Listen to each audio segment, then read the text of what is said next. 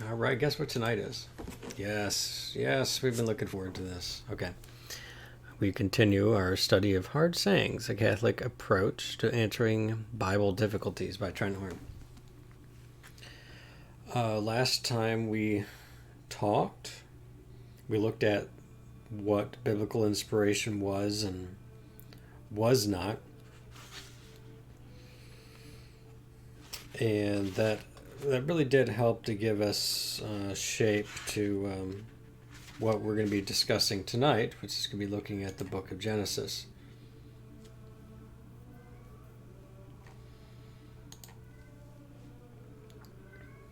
Hey Jedi, welcome in. Was it golden thorns on my head yesterday?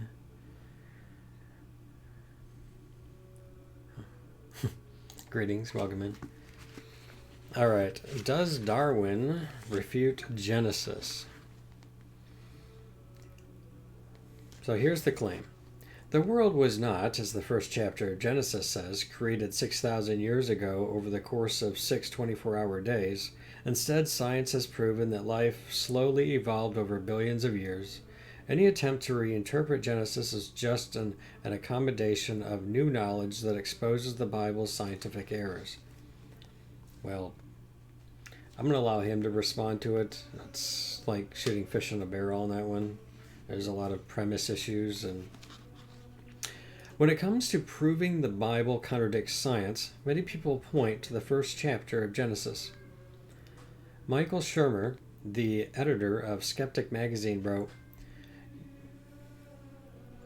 Young Earth creationists, for example, believe that the world was created around 6,000 years ago, about the same time that the Babylonians invented beer. These claims cannot both be correct, and anyone who thinks the former is right has neglected all of science, along with brains, to the dumpster of life. End quote.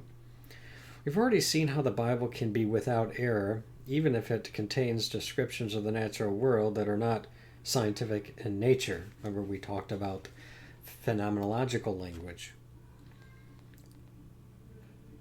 But the Bible's authors never assert, much less say, what the age of the universe or the earth is.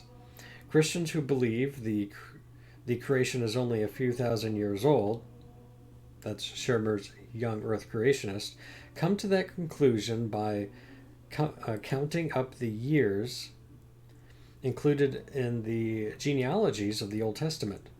The most famous attempt to date the creation in this way comes from the 17th century Anglican Archbishop James Ussher. He said the world was created in the year 4004 BC on the night before Sunday, October 23rd. People and their dates. However, the genealogies in the Bible cannot be used to date the age of the universe because they were not meant to be exact chronicles of history. In fact, in some cases, generations were omitted in order to make a symbolic point. In other cases, the ages themselves may be symbolic and not literal. The genealogies in Scripture were primarily focused on showing how different people were related to one another, not how long ago they lived. In contrast to Ussher's exactness, the Catholic Church does not teach that either the earth or the physical universe is of any particular age. The First Vatican Council only requires Catholics to believe that, quote, the world and all things which are contained in it, both spiritual and material, as regards their whole substance, have been produced by God from nothing. So the doctrine of creatio ex nihilo. According to Young Earth Creationists, the book of Genesis says that God created the world in 6 24-hour days. According to the theory of evolution, life evolved over billions of years through a slow and gradual process. Doesn't it follow then that Genesis contradicts modern biology? You may be surprised to learn that long before Darwin's theory of evolution was published in 1859, critics of the Church attacked the creation account in Genesis. In the 2nd century, the pagan critic Celsius mocked Genesis for describing the existence of days before the creation of the sun, which is, of course, the astronomical body we use to measure days. He wrote, "By far the most silly thing is the distribution of the creation of the world over certain days, before days existed. For as the heaven was not yet created, nor the foundation of the earth yet laid, nor the sun yet revolving, how could there be days?" In the 4th century, a group of heretics called the Manichees challenged the authority of Scripture and said, how had God already divided earlier between day and night if this is done by the heavenly bodies now on the 4th day? Any reader, ancient or modern, should be puzzled by the fact that Genesis 1:3 describes how God created light on the 1st day, but created the sun, the thing which makes the light, on the 4th day. How do we explain this odd sequence of events? Imagine you're trying to recount what happened on a recent family vacation. What is that, Jedi? Completed if you want to cook an egg. It's not cooked Tuesdays.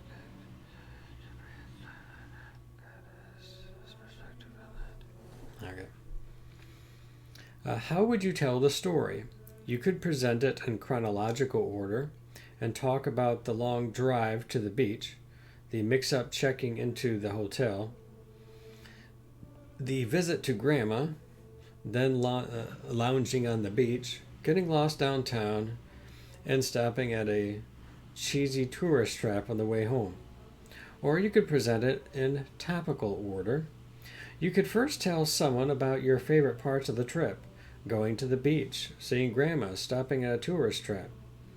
Then you might follow this with a description of your least favorite parts of the trip, the boring drive, the mix-up at the hotel, and getting lost in an unfamiliar place. Both approaches would be valid ways of retelling the story, even though one of them, the topical method, seems inaccurate if the listener assumed you were telling the story in chronological order. The early church fathers and ecclesial writers understood this distinction and responded to their critics accordingly. The 3rd century ecclesial writer, Origen, said in his response to the pagan critic Celsus, quote, "Now who is there, pray, possessed of understanding, that will regard the statement as appropriate that the 1st day and the 2nd and the 3rd, in which also both evening and morning are mentioned, existed without sun and moon and stars, the 1st day even without a sky? I do not suppose that anyone doubts that these things figuratively indicate certain mysteries, the history having taken place in appearance and not literally." End quote. St. Augustine responded to the Manichees in a similar fashion. He said that the 4th day of creation symbolically demonstrates how God gave the sun and moon authority to rule over the kingdoms created during the first 3 days. Augustine went on to say that he believed God created the whole world instantly. The sacred writer was able to separate in the time of his narrative what God did not separate in time in his creative act. End quote. He even proposed the idea that God could have planted within creation dormant seeds that would grow and take different forms over time, not unlike the change that occurs in living species through the process of evolution. It is understandable that some people read Genesis as a literal description of God creating the world in 6 24-hour days. That view was held by many of the church fathers. But this is an alternative way of reading Genesis that has come to be called the framework interpretation. This is the view that the 6 days of creation do not consist of a literal chronological description of events, but instead represent the human author's non-literal, topical way of describing how God created the world. In the first 3 days, God creates the realms where specific creatures will reside: the sky, the waters, the land, the vegetation. He fills these realms in the next 3 days, creating the lights in the sky, birds and fish, and land animals. This interpretation explains passages like Genesis 1:14 through 18, which describe God creating the sun on the fourth day, even though he already created the realm where the sun, or the light, will reside on the first day. Augustine said that the author of Genesis described the creation as occurring in 6 days because, according to Greek mathematics, 6 is a perfect number. A perfect number is one that can be reached by taking the numbers it can be divided into and added them together. 6 is the lowest perfect number. 1 plus 2 plus 3 equals 6. 28 and 496 are the next perfect numbers. According to Augustine, 6 represents how the world is perfected through the act of creation. The Catechism says, quote, Scripture presents the work of the Creator symbolically as a succession of 6 days of divine work, concluding by the rest on the 7th day. Jesus himself even says this rest is symbolic because God, who sustains all creation, all of existence, has been working since the creation. The Catholic Church allows a person to believe the earth is only 6,000 years old and was created in 6 days, but it does not require this belief. If someone believes that this contradicts how the world really is, then he is not obligated to believe it. A Catholic does not have to believe that God inspired the sacred writers to deliberately fashion a literal history of the world that is not literally true. The Church instead teaches that faith and the findings of modern science do not contradict one another. The Catechism says that these findings, quote, have splendidly enriched our knowledge of the age and dimensions of the cosmos.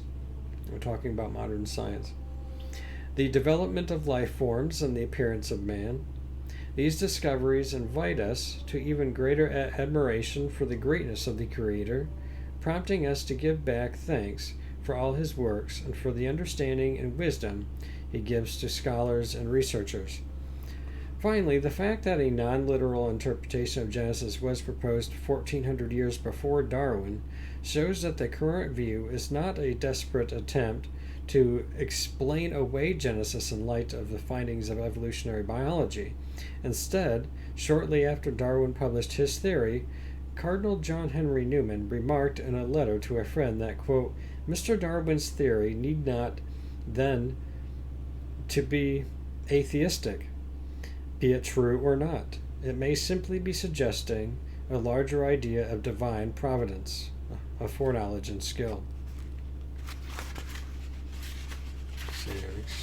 Okay, yeah, we can do this.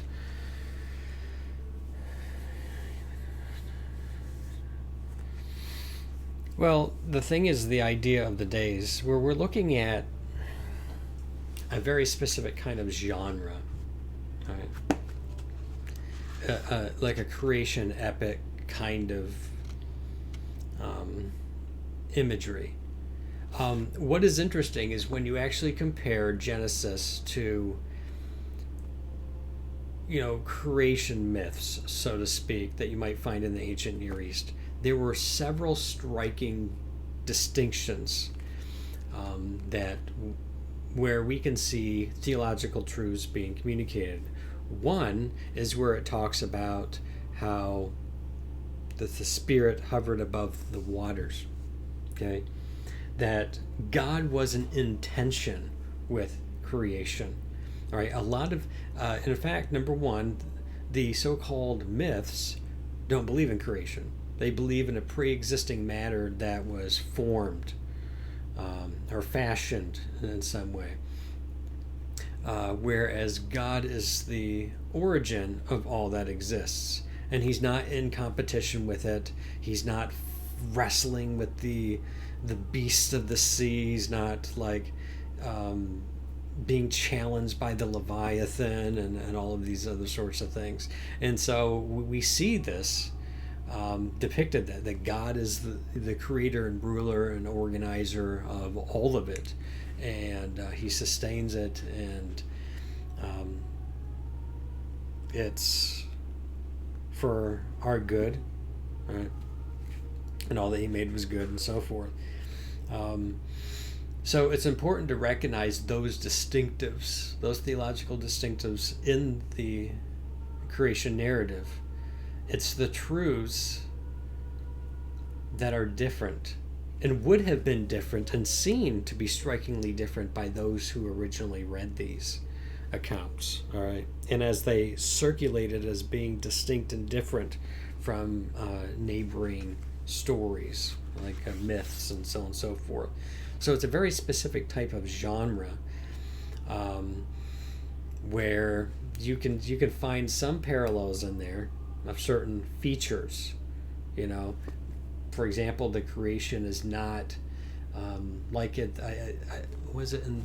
I'm trying to remember the name of the Babylonian work. I don't think it was the Epic of Gilgamesh. I think that was the flood story. There was another work where like was it like Tiamat and others were like slaying other gods, and the earth, the carcass, the half carcass of a god was formed. It was used to form the earth and the waters and this, that, and everything else. And you can see this stuff, but that's not what you get in Genesis. You don't get that creation is just part of what God is. Elish, Enuma Elish, that's it. Enuma Elish. It's usually something that's studied because it's from the ancient Near East. It's of Mesopotamian origin, I think, or it's Babylonian. I forget, but it's dated quite old. And so the whole like first day, second day, third day, all of that stuff, that language is even used later on in the Ten Commandments, where it says, to keep the holy day, keep the Sabbath holy, and so on and so forth, for God created the earth in 6 days. That was the framework, that's the language that these theological truths were communicated. You had 3 days of forming, and then you had 3 days of filling, and then you had man emerging as the kind of like crown jewel of God's creation. But I've shared this on stream before. My idea, all right, and there are different ideas out there. There certainly are.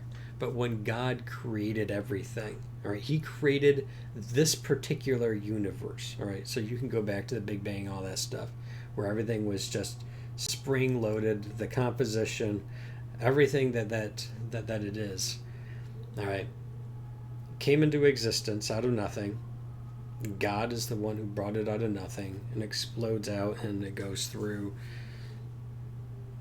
expansion, forms all the elements in the periodic table. You've probably heard if our universe was slightly different, only hydrogen would exist, or if the weaker or stronger force were any stronger or weaker, covalent bonds and this and that couldn't actually form, and you wouldn't have anything but like just hydrogen. That's the idea there. That everything is so finely tuned. All right, when you actually look at what is called the anthropic principle, and look at how all of existence even is so finely tuned, it's like on a razor's edge. If anything were tipped in either direction, even slightly, our universe either couldn't exist or it would collapse on itself. Just everything about it is so finely tuned that having God be the primary cause, and then you have the secondary causation, the forming of everything. Because usually people are asking, well, how can you get from non-living material to living material? Some people are so amazed by how astronomical of that from happening, like on its own, if it's even possible, because there's no real natural mechanism as to why. There's no reason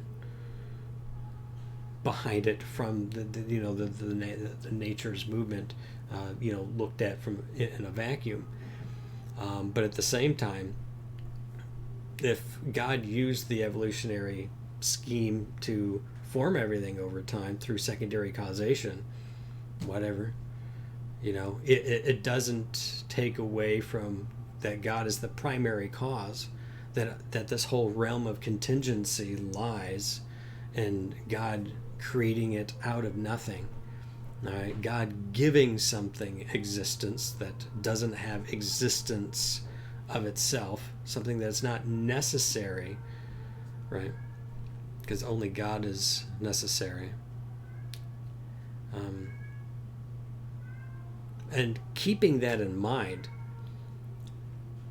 we're not going to get that from Genesis chapter 1. Not all of that knowledge, because it was only a literary form or a genre to communicate certain theological truths that stood in stark contrast to neighboring creation myths or world origin stories of the ancient Near East, and so on and so forth. You can almost think of it as some kind of apologetic work, even against those other works in some way, to one degree or another. So I don't want to go too far offline. I need the book to kind of speak for itself too. One objection to the view that Genesis represents a symbolic framework and not a literal retelling of the creation is the claim that the Bible teaches that death came into the world when Adam and Eve sinned. Okay, St. Paul wrote in Romans 5:12, "Therefore, as sin came into the world through one man, and death through sin, and so death spread to all men because all sinned." And in 1 Corinthians, "For as by a man came death, by a man also the resurrection of the dead." If death came into existence at the fall of man, then it would have been impossible for life forms to grow, evolve, and die for millions of years before human beings came to exist through the evolutionary process. But this objection is overcome if we understand that Paul is talking about human death entering the world through the fall, not death in general. As I've shared before, at some point, and we can only theorize some of this stuff, at some point, God ensouled two beings, an Adam and an Eve, at perhaps even at conception. All right, that their bodies were taken from something else. It's the long form of God taking the dust of the earth, right? Yes, certainly we came from the earth. How God brings that about through secondary causation is his own business. But as for the body of Adam and Eve, most certainly I think it was taken from creation as it is. But at some point, God created a human soul, right? And this may have been at, conception, Yeah.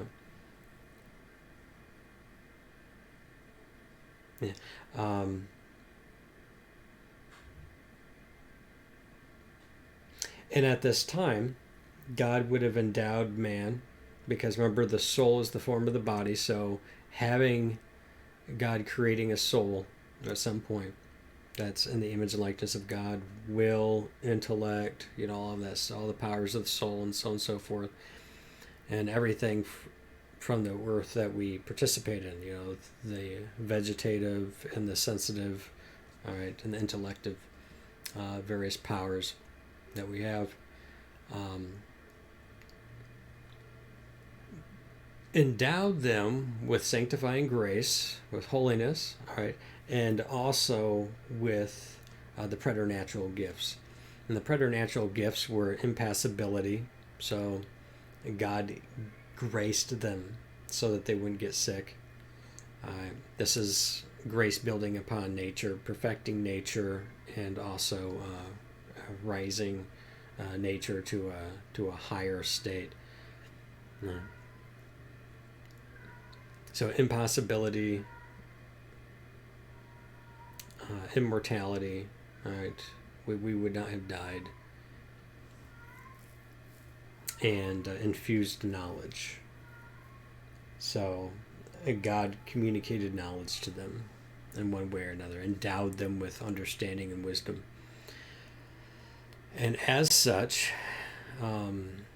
when they fell, whatever the details and circumstances of Adam and Eve abandoning God, doing something heinous, right?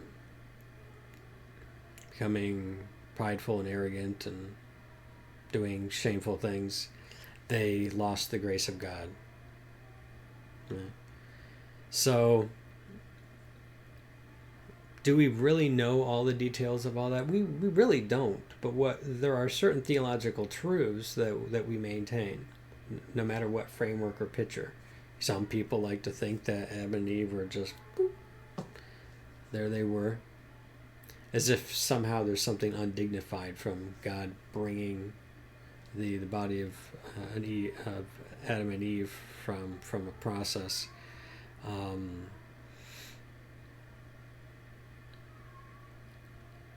We don't know those details, historical details. We have a very interesting genre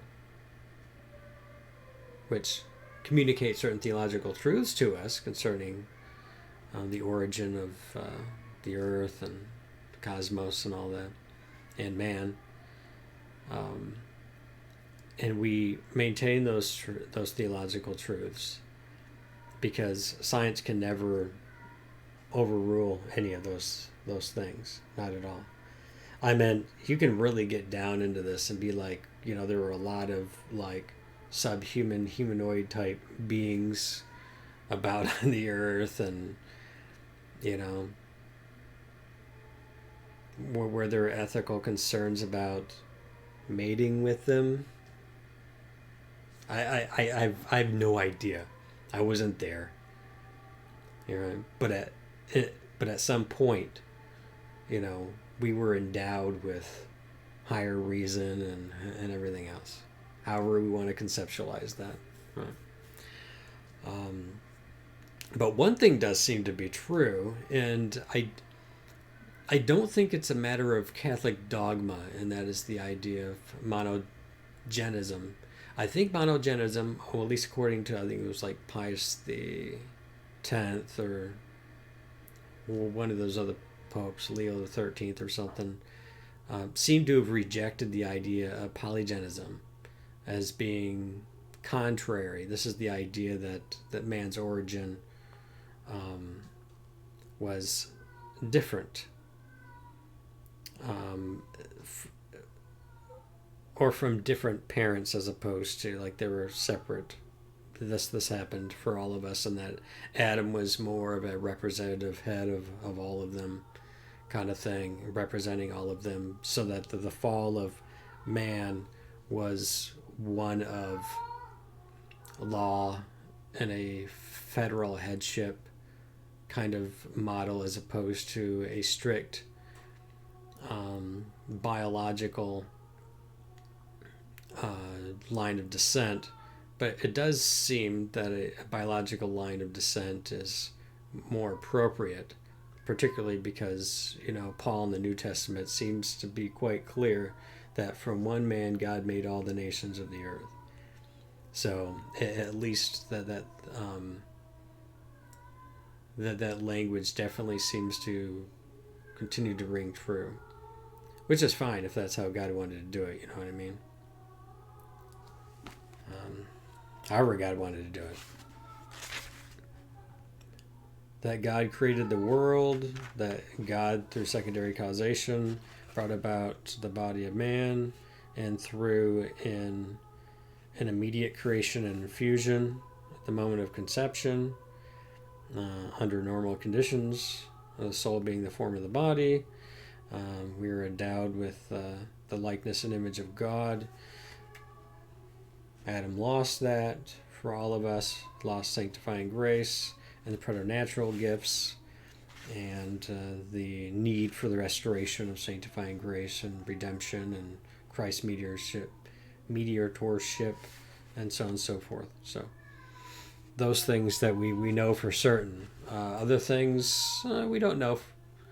You know, we continue to learn things through science. We continue to theorize and hypothesize about certain things. It's fun, I guess.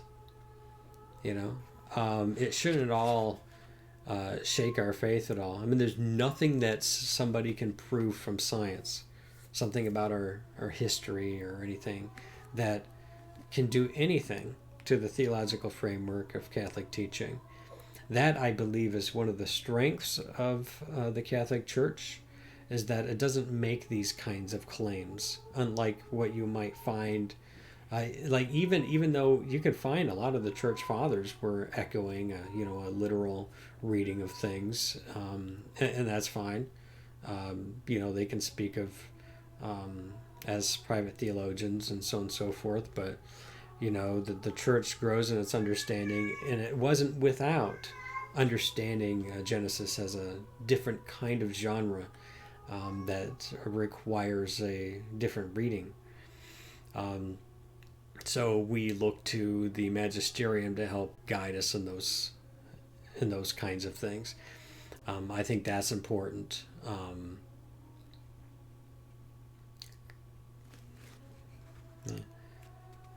According to Genesis 1:29, God gave man every green plant to eat. This doesn't mean that mankind and animals only ate green plants, but even if it did, that would still involve death. Plants and fruits are living organisms that die when they are cut off from their roots and stems.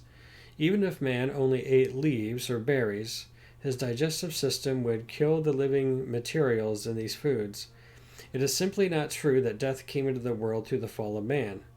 St. Thomas Aquinas even said, quote, "The nature of animals was not changed by man's sin, as if those whose nature now it is to devour the flesh of others would then have lived on herbs, as the lion and falcon.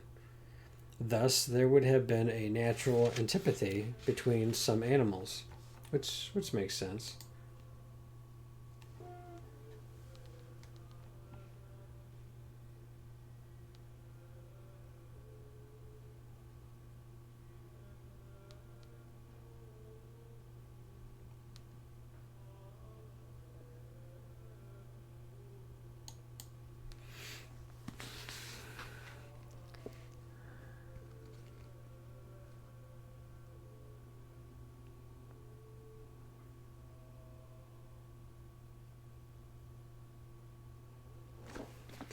But obviously, what's important when we look at the fall of man.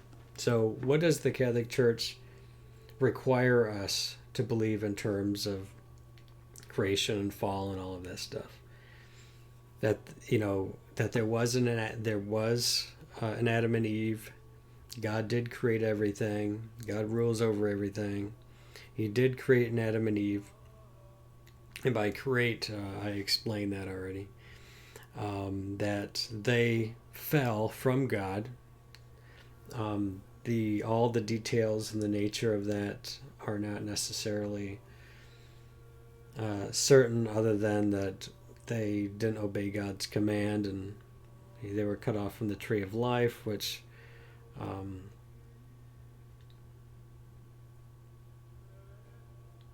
means to be cut off from the grace of God, the loss of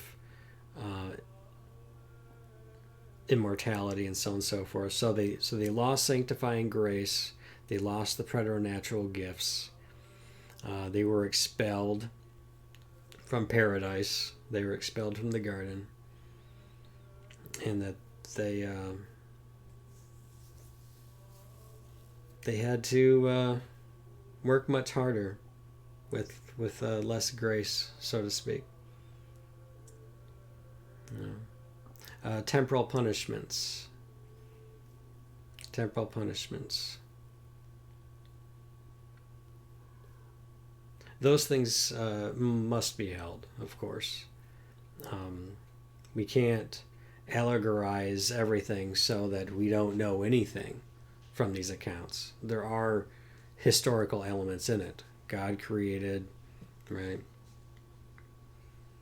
There was an Adam and Eve, right? Because Christ is the second Adam. There's an entire theology there that's rooted in human history.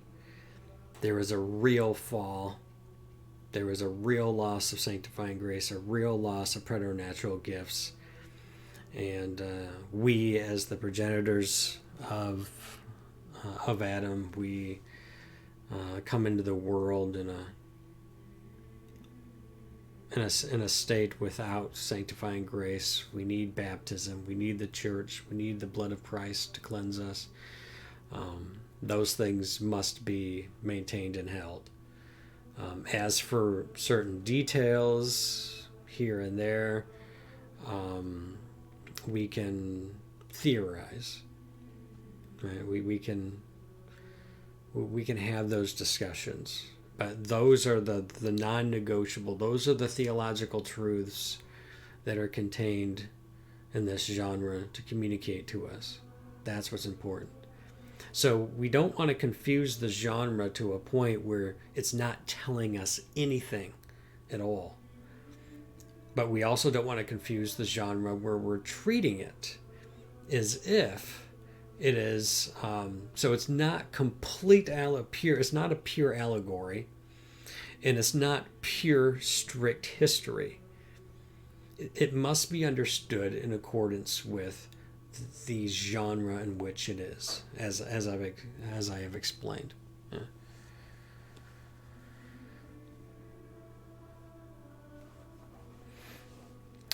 I'm not sure what you mean by not judge Adam and Eve. I mean, Adam and Eve sinned. We recognize this.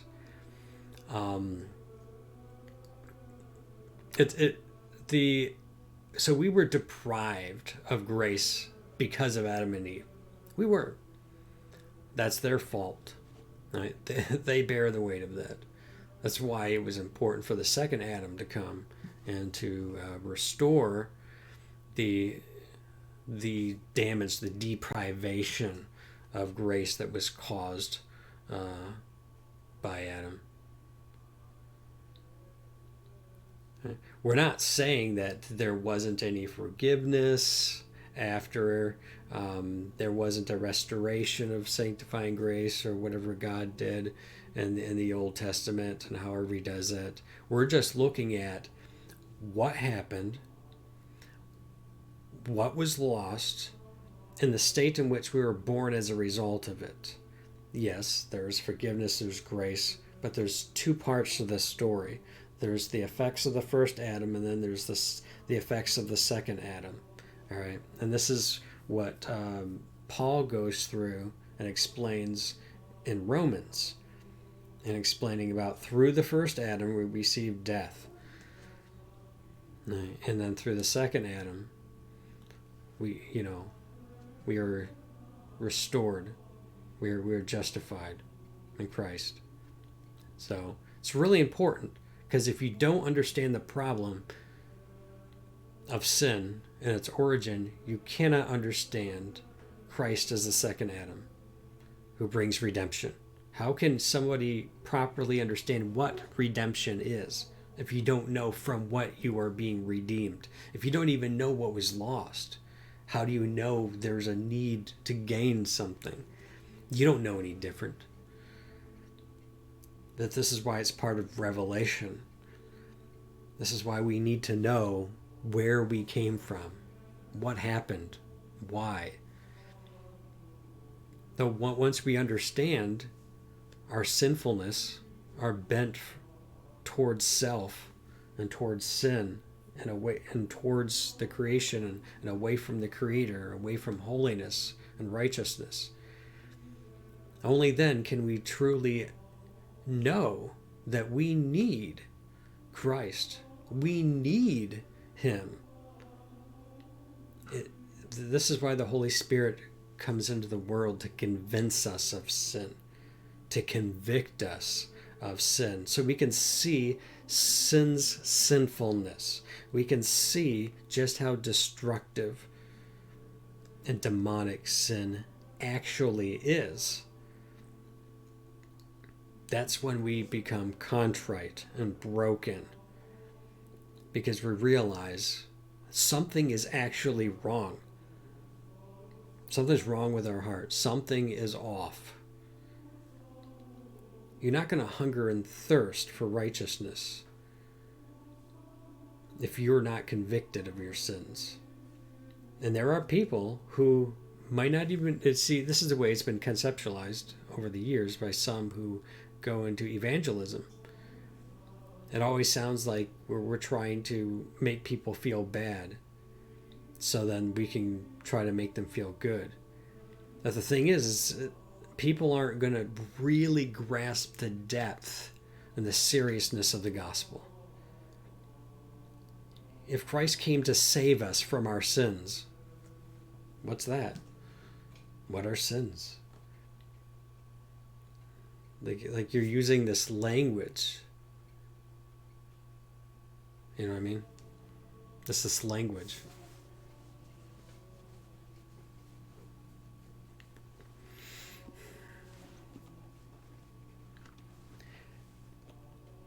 Yeah.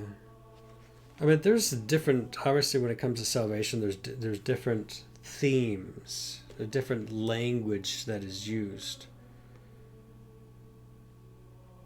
You know, sin can be many things, but sin usually is not giving God his due and putting other things in the place of God, turning towards oneself and created things in the way which God had designed us for us to turn to him.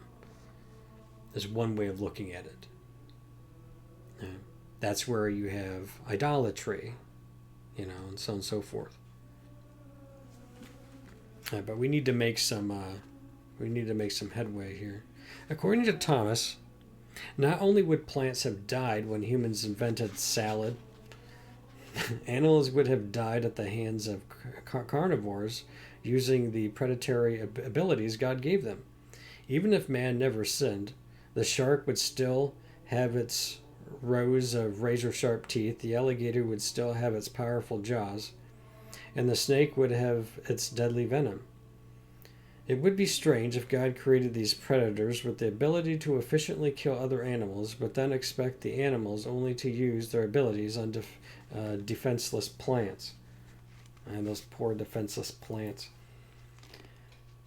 One last argument is that a good God would not create a world that contained the natural evil and suffering that is present in the evolutionary process. I'll say that again. One last argument is that a good God would not create a world that contained the natural evil and suffering that is present in the evolutionary process. The Catechism addresses this objection as follows, quote, the Catechism of the Catholic Church is actually quite good, right? It is quite good.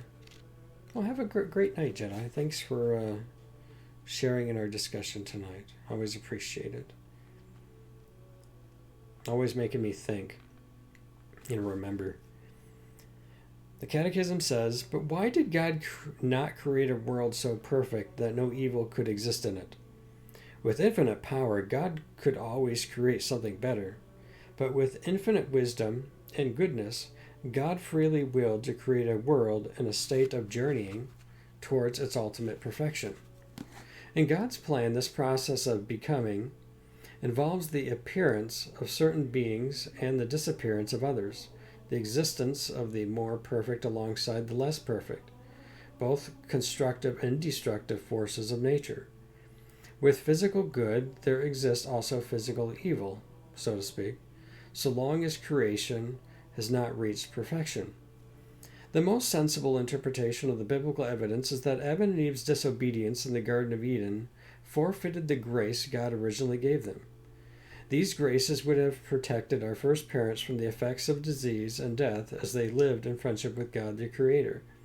But because of their fall from grace, those protections were lost, and could not be passed on to future descendants. As the Catechism puts it, quote, the consequence explicitly foretold for this obedience will come true.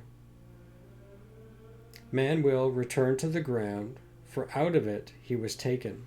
Death makes its entrance into human history. End quote. This discussion about Genesis brings us to Bible reading rule number 3.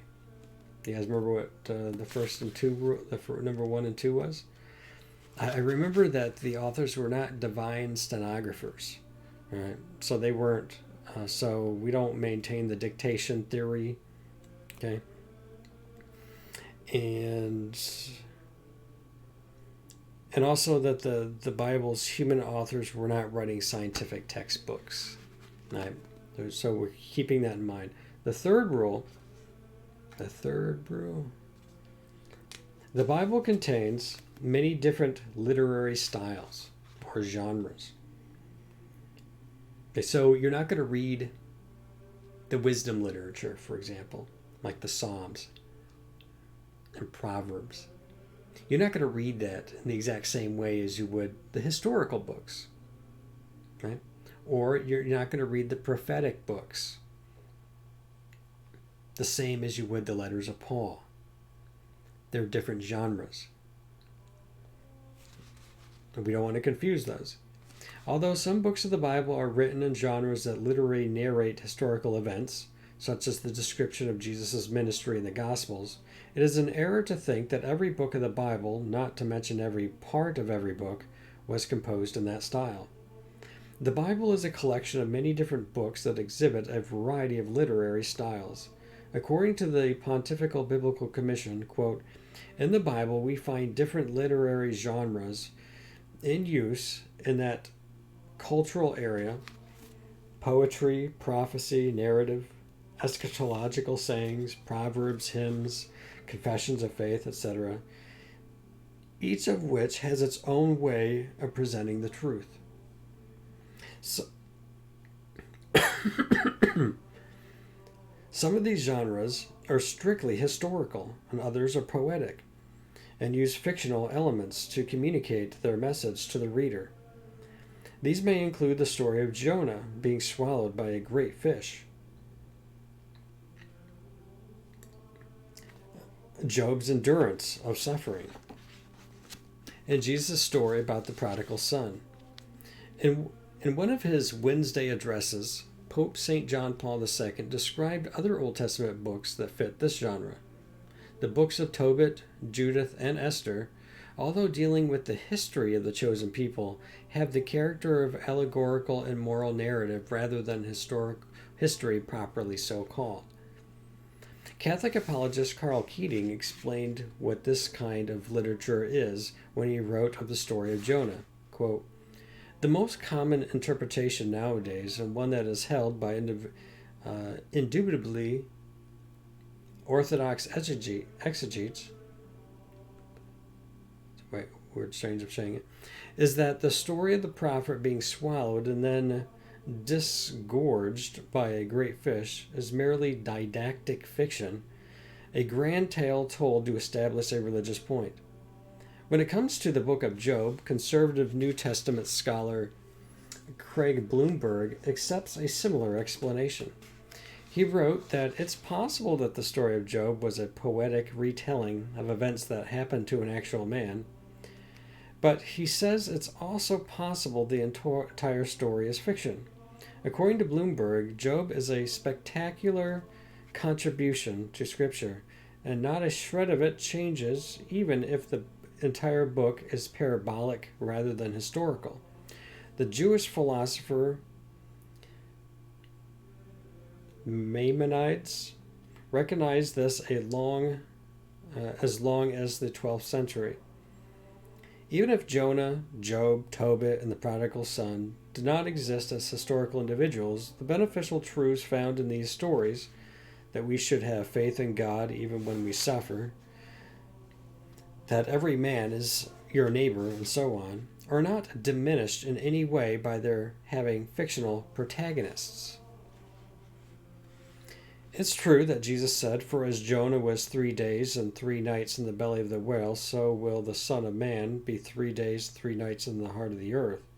But this does not mean that Jonah had to exist as a real person in order for Jesus to, to have meant what he said. Bloomberg said that this kind of description is no more problematic than a Christian saying our trials in life will be as great as the trials Frodo faces when he returns the ring to Mordor. The fact that The Lord of the Rings is fiction doesn't make the comparison any less true. Of course, a critic might object that if Job and Jonah did not exist, then maybe Jesus and Peter never existed either. Maybe the entire Bible is didactic fiction. But that leap in logic is as unwarranted as saying that because a library contains books of fiction, it follows that every book in a library is fiction. Like any piece of literature, we can examine the genre of a particular scriptural passage and see what kind of message it communicates. When we do that, we find that categorizing Jesus' life or his resurrection as helpful fictions does not make sense of the biblical data. The story of Job teaches patience, and the story of Jonah teaches obedience. But a fictional story about Jesus dying and coming back to glorious immortal life would not teach people anything except the nonsensical idea asserted by some liberal scholars that we should have faith in faith. The non-existence of Job or Jonah would not make those stories any less valuable, but Paul and the other early Christians clearly taught that if Christ has not been raised, your faith is futile and you are still in your sins. Simply put, if Christ didn't really rise from the dead, then there's no point in being a Christian. In fact, N.T. Wright has shown in his massive treatment of the resurrection that an actual resurrection from the dead is the most plausible explanation for why first century Jews came to believe that Jesus rose in the first place. At that time, the most Jesus' disciples could hope for was that their leader was spiritually ascended to be with God. To them, a physical resurrection from the dead could only take place at the end of the world. This belief is encapsulated in Martha's response to Jesus' reassuring words that her dead brother, Lazarus, will rise again. Martha said, "I know he will rise again in the resurrection of the last day." Jesus, of course, brought Lazarus back to life, but there is no evidence that Lazarus lived forever after that miracle. Lazarus was not resurrected to immortal life, but resuscitated, or brought back to normal mortal existence. He probably died at some point, just as all humans die, unless they are assumed alive into heaven, like Enoch or Elijah.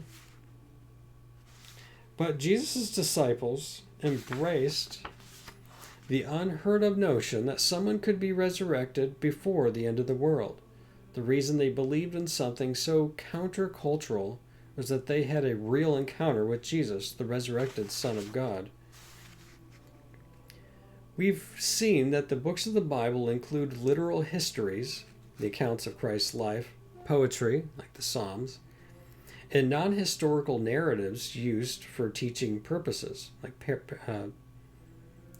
for teaching purposes, such as parables. When it comes to the stories found in the first chapters of Genesis, however, we are not limited to saying that they are either literal history or poetic fiction. They could instead be non-literal accounts of actual historical events. In a 2007 address in Italy, Pope Benedict XVI said, quote, "There are so many scientific proofs in favor of evolution which appears to be a reality we can see and which enriches our knowledge of life and being as such. But on the other, the doctrine of evolution does not answer every query, especially the great philosophical question, where does everything come from?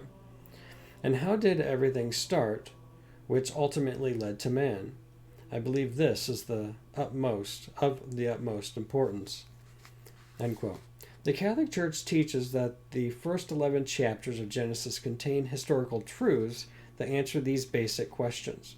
That is, God created everything and made humans in his image in order to know and adore him as the one true God. But those chapters, in the words of Pope Pius XII, in, quote, simple and metaphorical language, adapted to the mentality of the people but little cultured, both state the principal truths which are fundamental for our salvation and also give a popular description of the origin of the human race and the chosen people. A popular description. So, if the predominant cosmological understanding was that God created a firmament, between the waters, separating the waters from above and below the firmament, and birds, flew in the firmament and this, that, and everything else. Those cosmological images are popular explanations, popular descriptions. Think about how a parent might explain to his child that babies come from a seed daddies give to mommies that grow inside the mommy's tummy. That's a true explanation, but it shouldn't be taken literally since it was accommodated for a child's level of understanding. Likewise, the stories in Genesis are true but consist of non-literal language that comes down or condescends to the level of understanding found in the audience that first heard these stories. So in other words, this is true of evangelism in general. It's the contextualization of the message. So if an evangelist goes to a tribe or goes to a different region of the world that's relatively untouched, one has to find ways to contextualize, to try to bring the truths of Catholic teaching to and within that culture, right?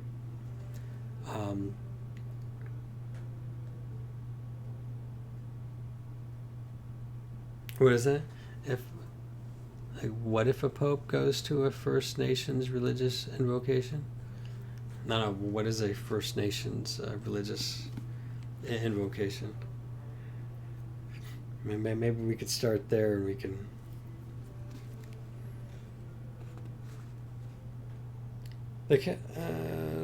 No, I read that. Think about how. I read that too. Where am I? Okay. Pope St. John Paul II even referred to the creation stories in Genesis as myths, but he also was adamant that they were not mere fictions, as we've been saying. The language in question is a mythical one. In this case, the term myth does not designate a fabulous content, but merely an archaic way of expressing a deeper content.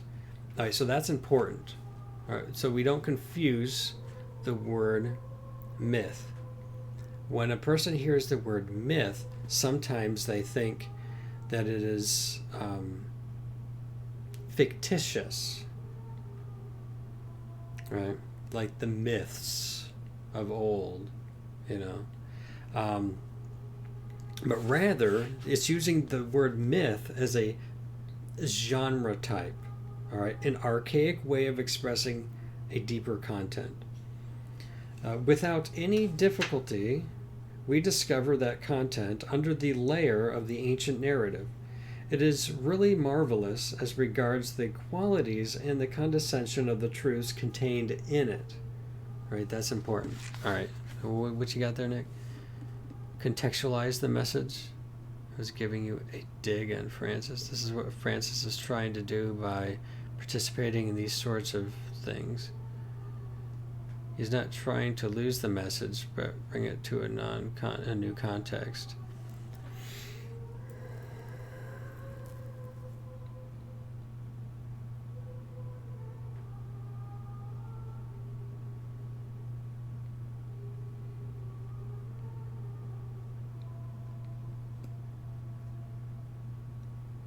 That's a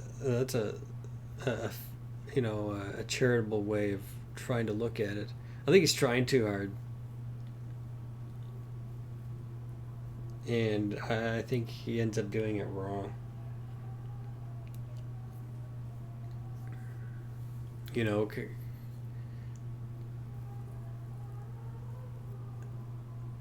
in such a way that it scandalizes. You know,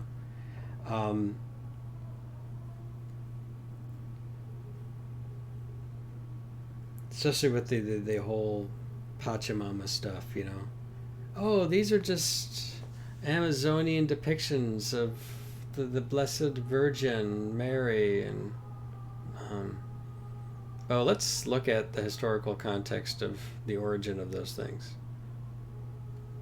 You know, what is this, like the earth goddess Gaius, and you know, oh, I watched Nick. You probably saw this. There was this. Um, it looked like a room full of like cardinals and bishops, and there was this lady that was said, "Put your hand over your heart and feel your heartbeat, and you know, and feel your connection to Mother Earth," or some kind of comment like that. It was so cringe. It was so cringe. Here's the thing: some of this stuff is half truths, or they're taking a truth and they're expanding it beyond its scope. Am I part of the earth? Well, yeah. I'm part of this earth as much as the earth is part of itself. You know, there should be I breathe the air, I drink the water, you know, I eat its food. I'm part of the economy of the earth. I'm part of creation. Hey, who would have thought? You know, can people maybe overspeak and be like overly try kind of like turn that into a kind of a religion where it kind of goes beyond the scope of a simple recognition of a truth that we're part of creation to a kind of personalizing of the earth. You know, like I don't mind, you know, trying to not pollute things. I mean, I've seen rivers that were cleaned up and everything, and that's nice. Yeah. I like clean drinking water, you know. I want to walk down the streets of San Francisco and not be confronted by drug needles and the such. We can keep things cleaned up. Be a good steward. You know, we have to live here. You know, we can take care of it. Now, we're not going to turn it into some kind of religion. You know, we're not going to religiousize the idea and start thinking in terms how we're all part of this one organic thing, and you know, we owe everything to Mother Earth, and she protects us and cares for us, and it's like whoa.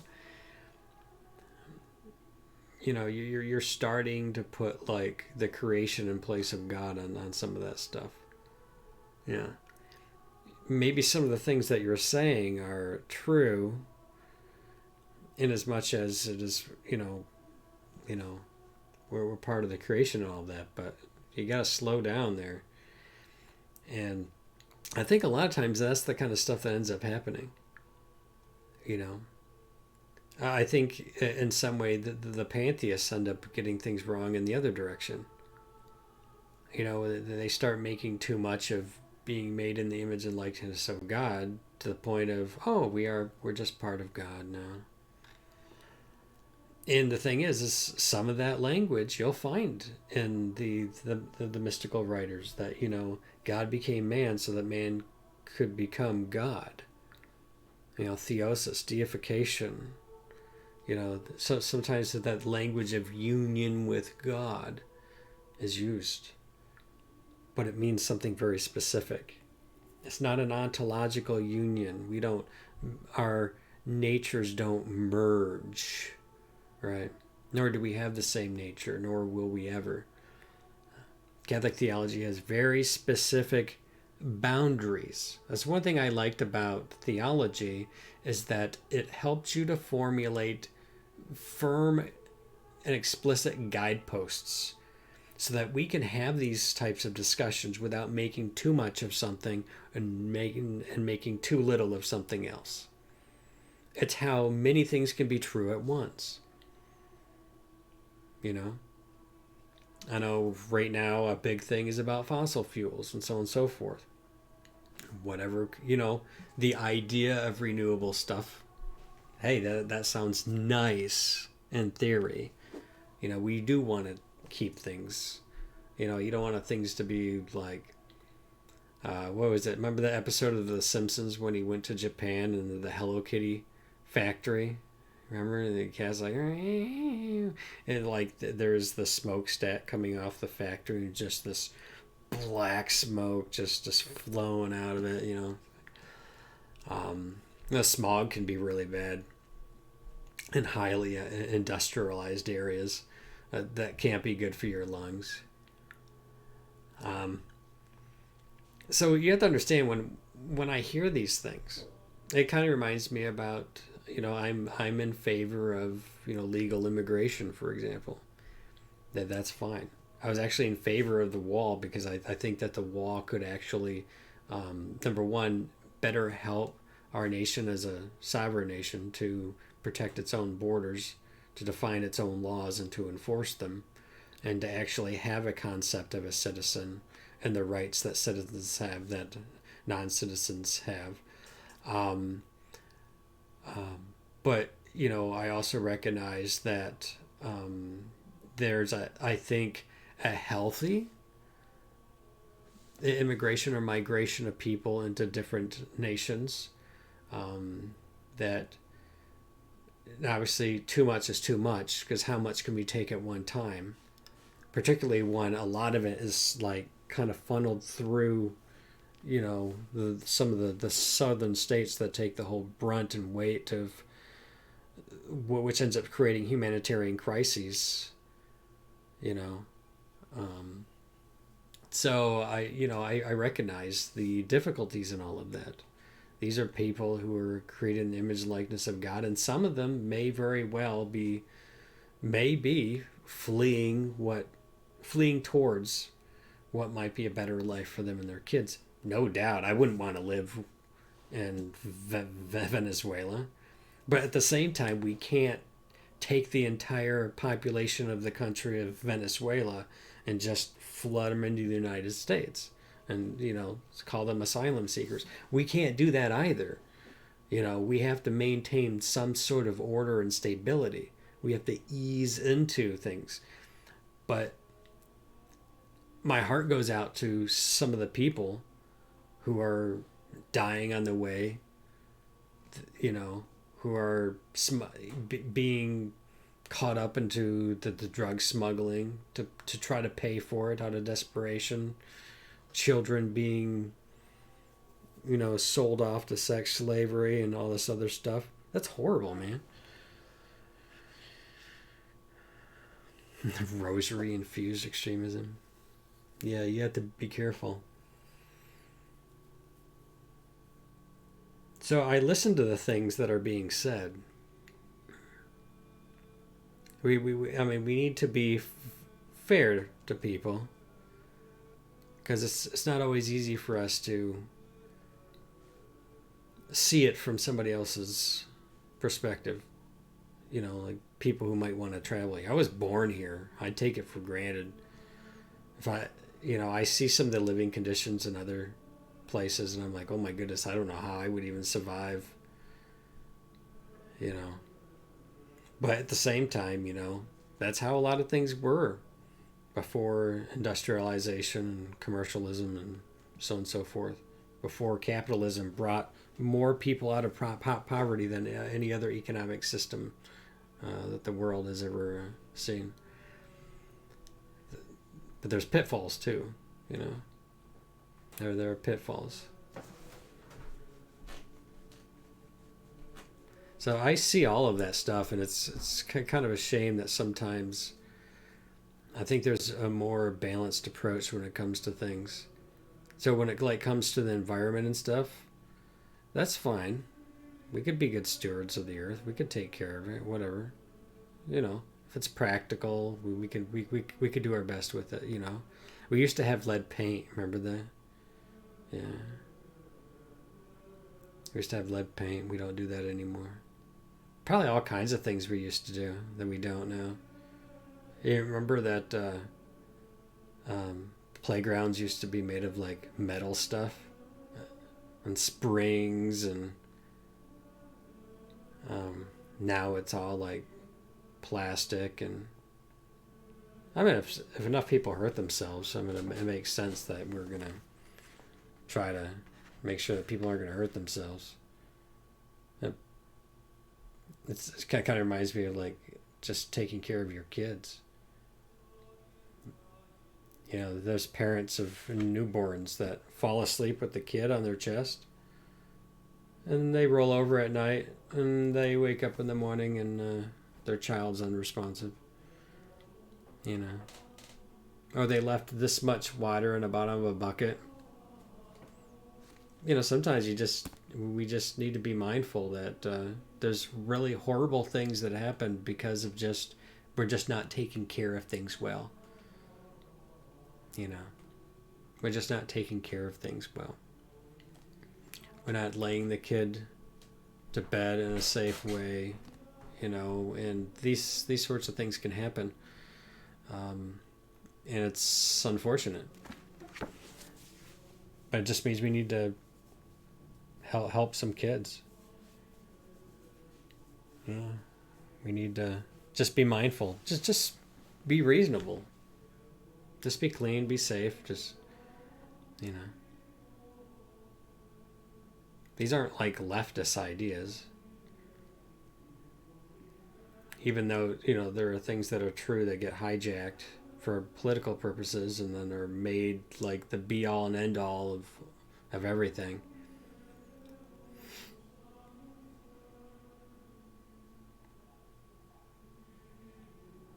Yeah. Just, you know, the things to keep in mind when it comes to like, well, let's get back to the, I'll just finish this. We're running a little late, so we might have to skip the night prayer, but just many different things can be true at once without having to abandon things. And that, like I said, that's what I like about theology. That's what I like about this. You know, we're not looking at Genesis as a strict allegory. We're not looking at it as you know, a strict historical account. We're looking at it according to its genre. Right? We're looking at an archaic way of expressing a deeper content. You know. The Catechism says the account of the fall in Genesis 3 uses figurative language, but affirms a primeval event, a deed that took place at the beginning of the history of man. End quote.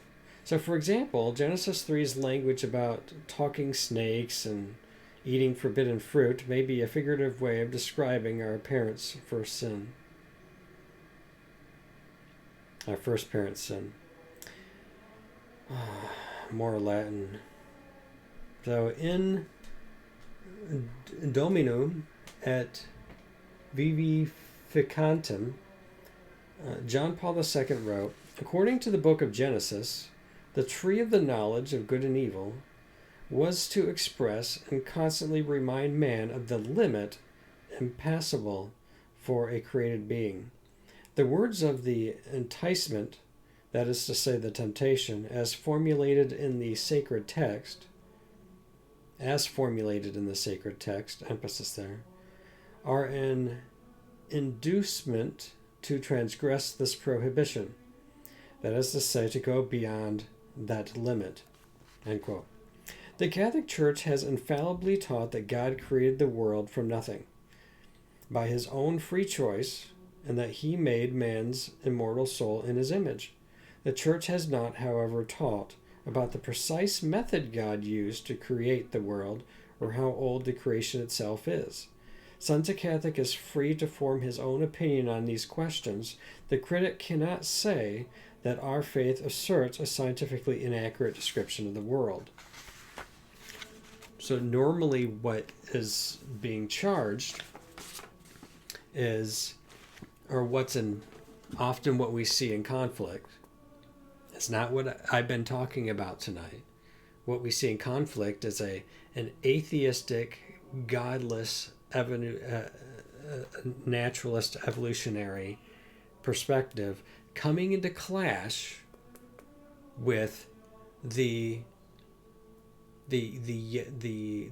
young Earth fundamentalists that the Earth is only 6,000, or even the cosmos, everything is only 6,000 years old, and that God created everything in a literal 24-hour, six literal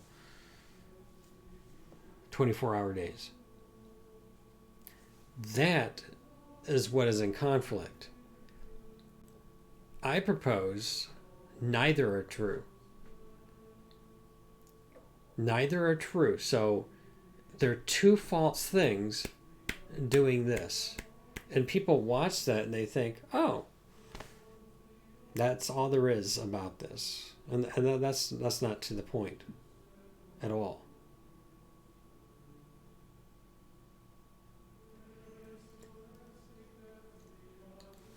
That you think that this anti-theistic view of religion being in conflict with science and reason has clear roots in American Protestant propaganda in the 18th. Yeah, a lot of people. Normally, what people end up having a problem with is the literalistic, not literal, okay, but the a literal reading would consider the literary genre that we were reading. A literalistic, fundamentalist reading is God literally, not literally, yeah, dictated word for word this stuff, and this is exactly what God did, and God told us this, and I'm a heretic if I say otherwise. People have a problem with that. The atheists have a problem with that. Well, good, because I have a problem with that too. This is part of, I think,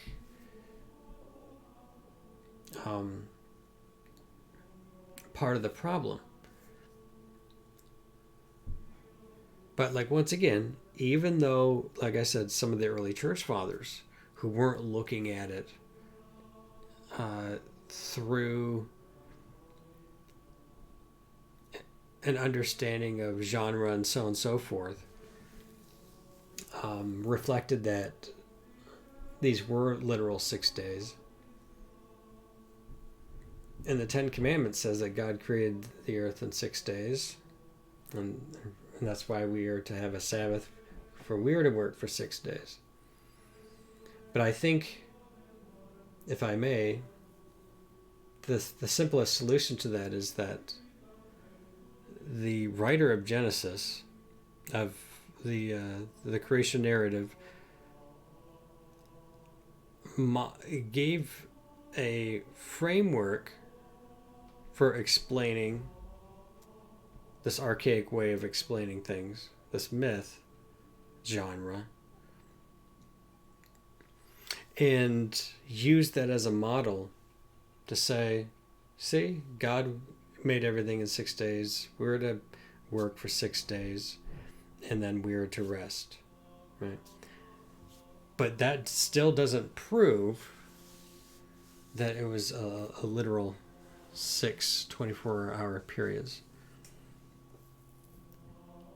The church didn't want to support Columbus's trip because they thought the world was flat, which I'm sure you know is complete fiction. I'm trying to think.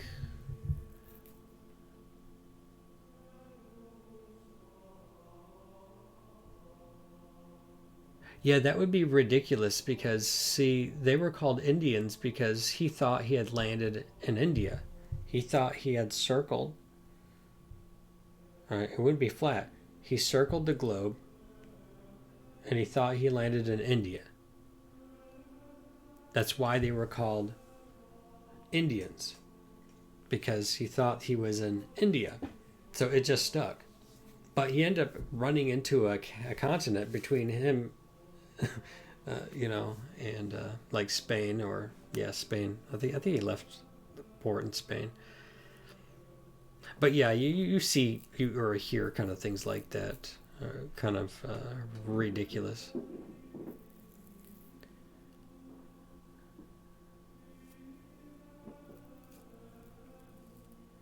According to his plan, they should have died at sea.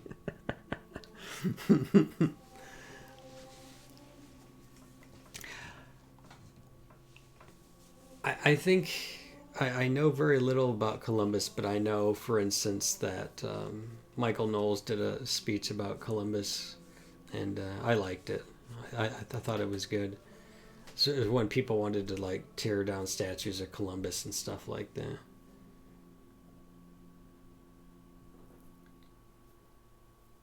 Yeah. Well, you know,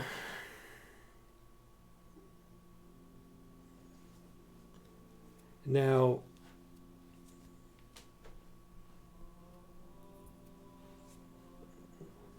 so I probably would have. So I reject an atheistic, non-theist, naturalist view of evolution. So I wouldn't want that being crammed down in the schools. But likewise, I wouldn't want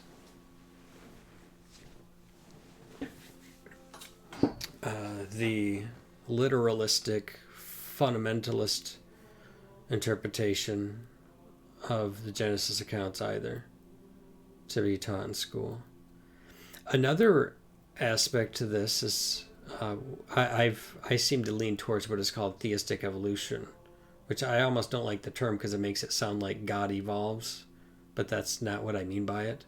I mean it's an evolutionary picture, but that it's has God as its origin, as the primary cause, right? So it's theistic. It's not non-theistic evolution. It's theistic evolution. But there's another view that we didn't discuss, which is called the intelligent design movement. It's more of an attempt to explain the things that Darwin's theory doesn't necessarily explain. So books began to come out. One I read by Philip Johnson, for example, was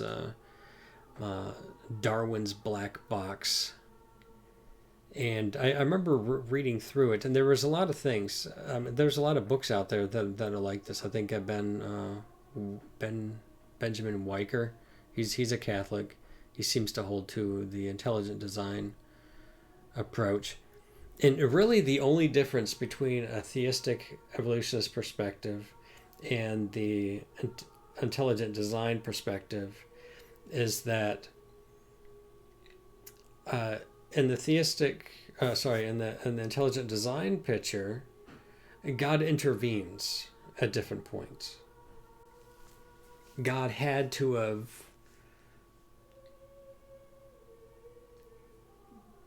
there's no way that natural or secondary causation alone could account for the flagella on a bacteria, because it's literally, when you break it down to pieces, it's like an outboard motor that propels. All right. And the argument is the basic idea of irreducible complexity, that there is no reason why it would have, all of those complex parts could evolve independently through mutation over time because it requires all those parts for it to even work, for it to even be a beneficial mutation as something that would be passed on, and so on and so forth. So it's kind of it's they use the mouse trap as an explanation. I mean, you got the wood, you've got the spring, and then you got the little pin that goes into the little piece where you put the cheese. And it all functions together for a single purpose. And so the argument is just it's irreducibly complex. It couldn't have taken other forms to develop into its present form because there wouldn't have been it would have been broken. There's no benefit to it whatsoever, or there had to have just been this jump, which is the idea of punctuated equilibrium, that somehow at one point an alligator is born from a chicken egg, and it just takes leaps and bounds, which is obviously something to reject. The real question is that if God could spring load everything at the beginning anyways, and that natural forces being spring loaded could form itself towards what we presently have through secondary causation, it wouldn't take away from God's design. It's like God created a creative creation that grows and shapes itself over time according to the rules which God established for it. We're talking about all the fine tuning and everything. But some would still say, no, God had to have kind of jumped in at certain points. God had to have, like, after, well, it's said that life appeared on Earth very, very quickly after it cooled. So the argument is no way that could have happened. God had to have placed a bacteria or something. God had to have intervened at certain points to just create things.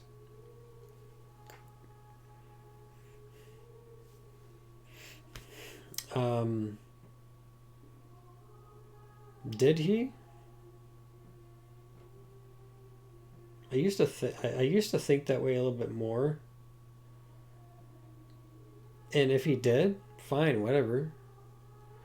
But I also like the idea of God building all that stuff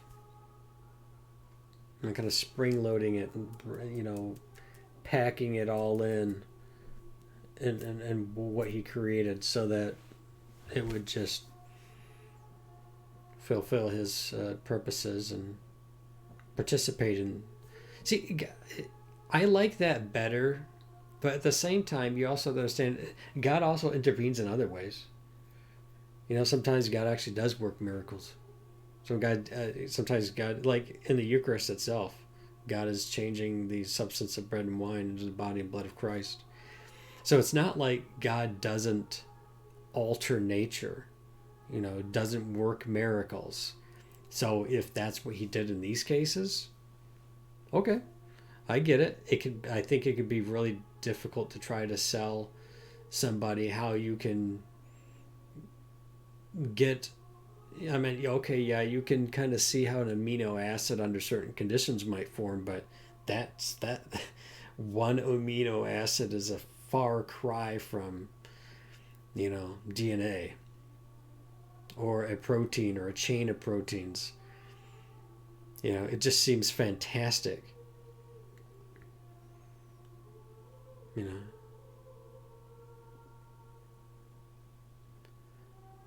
So God winds creation, but he also is the one that's unwinding it. Yeah, that's not a bad. I'm not necessarily sold on. Like I said, I kind of lean towards the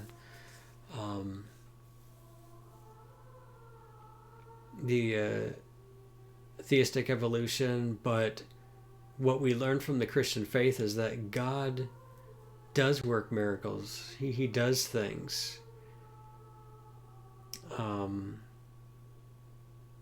And so that's not, so that leaves open the door for me that, God could have done that too. Like how do you deal with in the geographic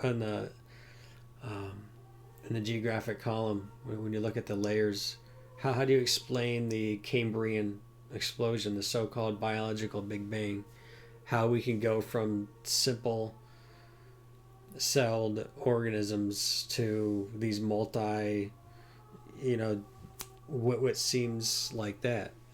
Did God intervene to create living material, and then at some point God intervenes again and causes a biological explosion? God works miracles. He does things. So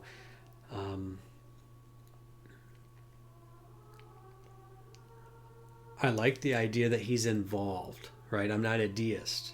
And sometimes the theistic evolutionary kind of perspective kind of makes it kind of like he wound it up, he let it go, and he's just a non-interventionist God who doesn't do anything, kind of like hands off kind of thing.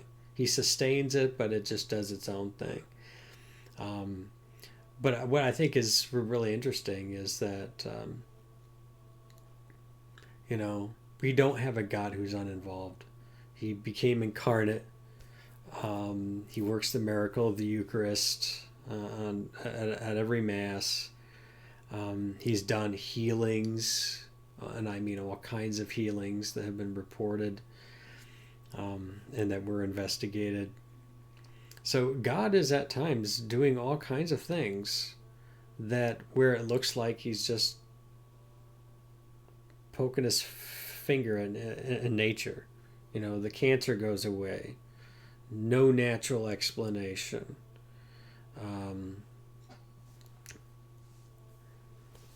These things can happen. So I normally like to say that God allows nature to do what nature does, right? But there are certain things that nature cannot do. It's not part of nature's substance. It's not part of nature's nature to do certain things. So God allows nature to do what nature does, but that doesn't mean that God doesn't use nature. That doesn't mean that God doesn't direct things. Divine providence, which God isn't just the divine conservator who conserves creation in existence. There's also divine providence. He's the one who. If you read the language of like the Psalms and other things, God's involved in the fall of kingdoms and the rising of others and this, that, and everything else in human history. God's involved. Right? I think that's consistent. To what extent, what exactly does he do? So notice the language I used. Instead of establishing it where I could be attacked as like a kind of a God of the gaps kind of thing, I'm not trying to fit God into areas where I don't have a scientific explanation yet. That's not what I'm doing. All right. There will be scientific explanations for what nature does. God allows nature to do what nature does. All right, nature is what nature is because God created it that way. So nature does what nature does. So there's going to be a scientific explanation for it. I don't want to confuse God with something that is a matter of natural causes. That's not the point. I'm talking about what nature doesn't do, what nature can't do. This is what God does. That's what makes it supernatural. right? Outside of the scope of what nature does. So if I mean, and nature is God's to do with what He wants. If He wants to make it, He wants to, burn it all in fire. I mean, if He wants to, destroy it and remake everything, He could do that. For those saying there must be an undiscovered scientific explanation, and so God can't be involved.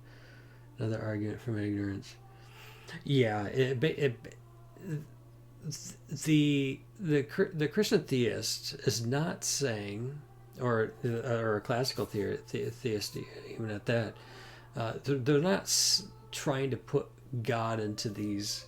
Well, we don't know how the planets are moving, so maybe angels are moving them about, stuff like that. I think it's more fitting that we recognize that nature does its thing, and it would be a mistake to try to attribute to God something that nature can do on its own, something that nature does in accordance with what it is. We don't want to confuse God with that, because obviously that's confusing God with His creation, and those are two separate and distinct things. So when we say that God is involved, we're saying that God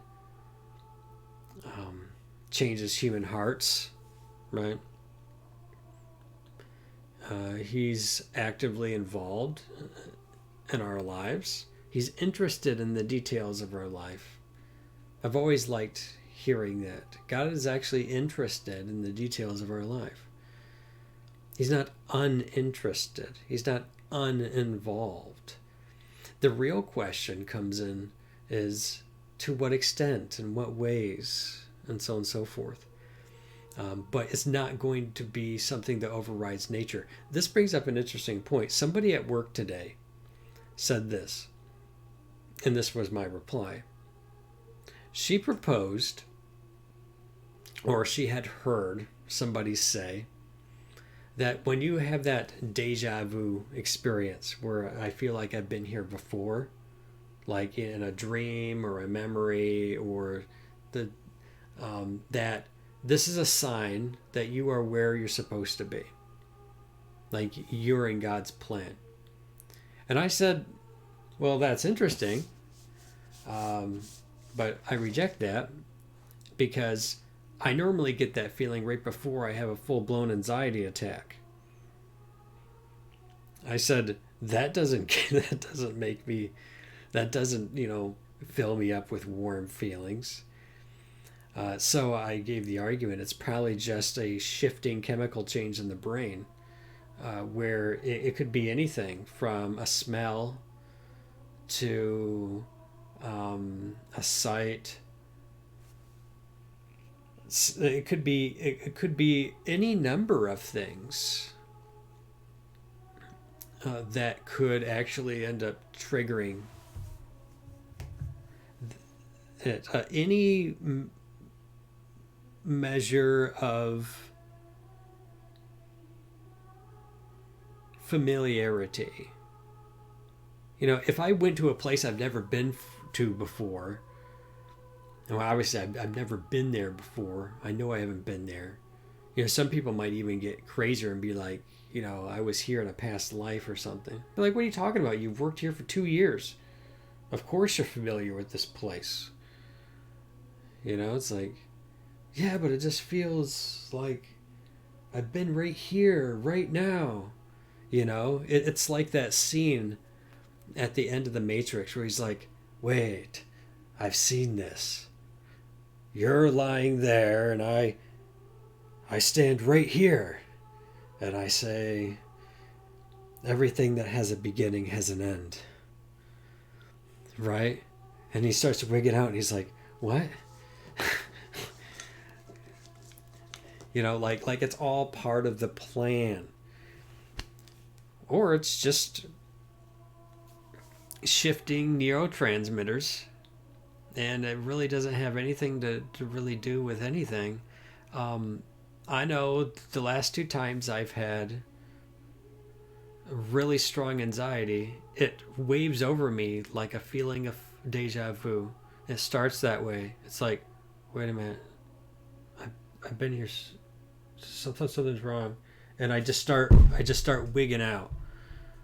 All right, and it's not because of that feeling. It's because the anxiety heightens, and it's the feeling of the anxiety. It's the experience. It's a very scary thing that my brain does. I have to be very careful. I could totally wig myself out. um, I have to be very careful not to overly focus on my feelings or sense or perception, because I can just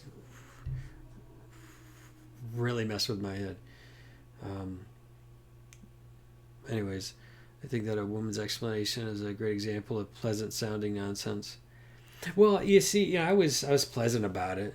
I was like, yeah, I can see that's very pleasant and warm-hearted. It's positive thinking. It's kind of neat.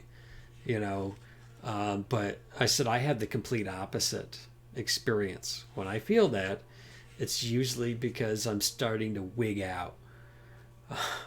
um, like a fever dream or something. We have to be careful. We have to be careful. Um, um, I want to be careful to attribute to God things that aren't really Him, because then I'm not really understanding the creation He gave us rightly, and I don't want to do that either. It kind of reminds me of the um, the process that an exorcist goes through. So it's my understanding that an exorcist will never perform an exorcism until all natural explanations have been ruled out. So they had to go in for psychological testing. That they have to, they have to try meds. There's all kinds of things that have to be done. You know. Hey, greetings. Yeah, I know. I'm super late. I'm so sorry. My wife misses me. Say hello to the missus here. I'm so sorry. We got talking about like Genesis and creation and um, it's such a big subject that it's so difficult for us to. I've only been on for 2 hours and 15 minutes. I usually go. My goal is to go 2 hours, which is from 8 to 10, but I never seem to get started right at 8. And so really technically I've only gone over 16 minutes, but I started late, so now it's like 10:49. But these are good conversations to have, though. So we've been enjoying our conversations, so we just keep going. But yeah. So I'm coming up now. I am. I promise. I'm on my way. um, I just think it's been. I just think it's been very fruitful, to be honest. Me thinking about these things have been helpful too. Because like Nick, like what you were talking about being a divine occasionalist, um, I I actually struggled with the idea of theistic evolution, also because it almost made me feel like God wasn't involved or is not involved in my life. You know, that I'm at the mercy of these natural forces. And there was just something that made me feel unsafe. And maybe I should feel unsafe because cancer could hit, all kinds of like calamity and trauma can occur as a result of just natural forces. But the idea that I don't know, I think when I started, maybe it was during the initial phase when I was shifting from intelligent design to theistic evolution, and then like revisiting intelligent design, and then be like, yeah, it's somewhere in there. I went through this process of how really involved is God in my life? And can I really feel safe with that? Should I feel safe with that? Am I really at the whim of these natural forces that God's just going to allow to wave over me without any like intervention at any point? God certainly seems to allow quite a few natural things to occur that do all kinds of stuff. Floods, famines, starvation, people being eaten from the inside out by bugs. There's all kinds of things in nature that happen. And God's not going to necessarily protect me from these things. I've suffered great trauma at the result of the actions of creatures that God made.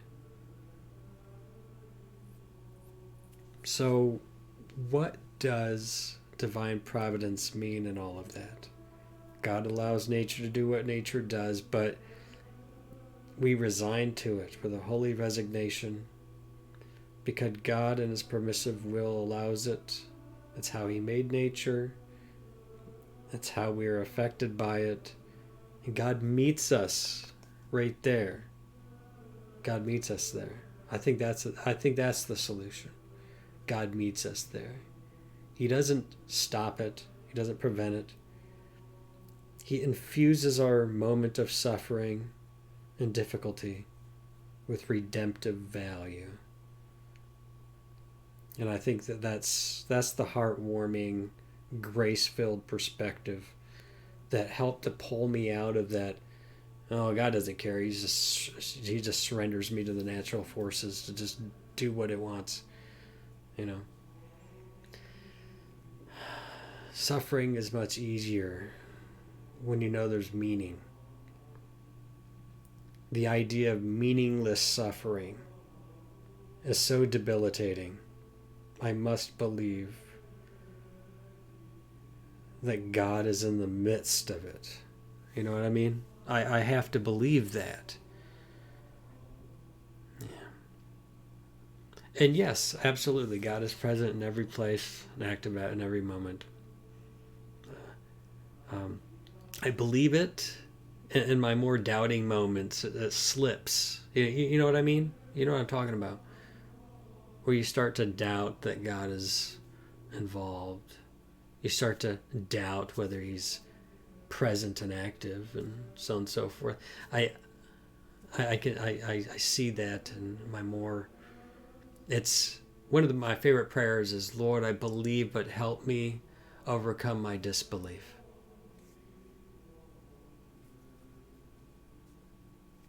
Yeah, absolutely. Nobody would have known it was even him, like all of that stuff, So we need to have a realistic picture of reality. And I think over the years, as I have wrestled with reality, which will continue to assert itself, but we're not losing, right? Well, yeah, I mean, it's not an intellectual doubt that I have. I think it's more of like an emotion for me. It's like a fear, I mean, contingent things exist in this present moment because God is active. He's holding it in existence. I know it, but it's more of an emotional thing. It's like a worry or a fear. And that was part of the trauma I experienced as a kid too. One of my greatest fears was losing my parents.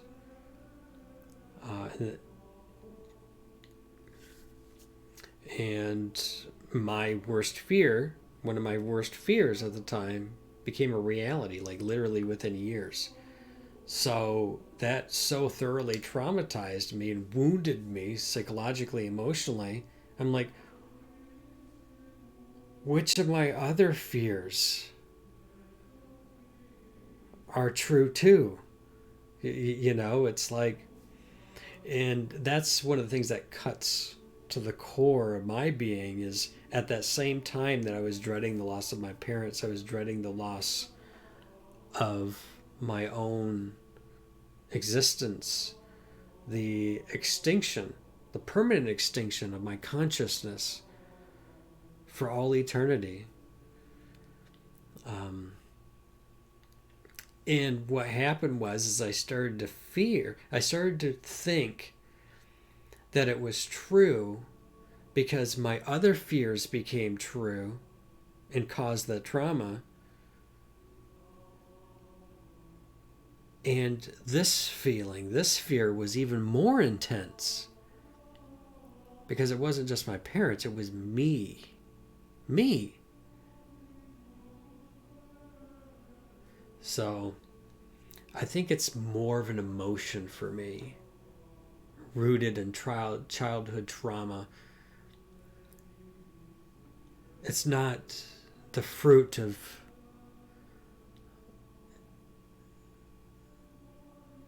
reason. It's not a product of my intellect. It's just a fear that just nags at me. You know, I can't just wish it weren't true because I'm afraid of it. No, the idea has to be challenged. But it's still, like I said, it worked. It weaseled its way in as a kid when I was not protected. And I was not protected when my reason began to dawn. And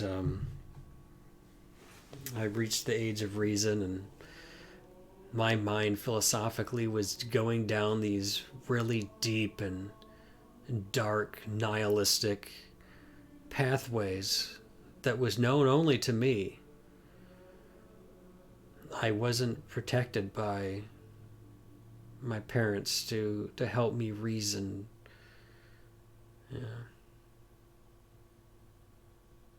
Yeah, absolutely. But anyways, thank you everybody for hanging out. I know we went kind of deep tonight. I wasn't necessarily expecting some of the things we touched upon, and I rambled a bit about some other things. But so tomorrow, tomorrow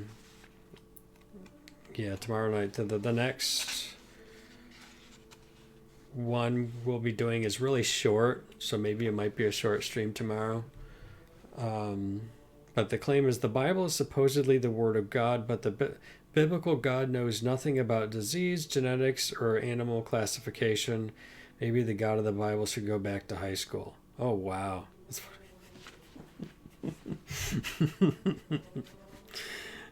Bronze Age ignorance. So we got 1, 2, 3, 4, 5, 6, 7, 8, 9. Oh, well, it's 9 pages long. It should be okay. Yeah. Okay. All right. I am on my way. Thanks for your visit, Mrs. Chambers. I literally think it's been... Not literally. Sorry. It's not in writing. It's not literature. It's been an actual, years before you have visited. So, all right. God bless everybody. Thanks for hanging out. Thank you for all of the conversations. It was really good. That's right. Yeah. My wife is a myth. I just don't want you people to think I'm lonely, and I got somebody in my life. Yeah, I got somebody in my life. You don't have to worry about me. I got 5 kids to feed.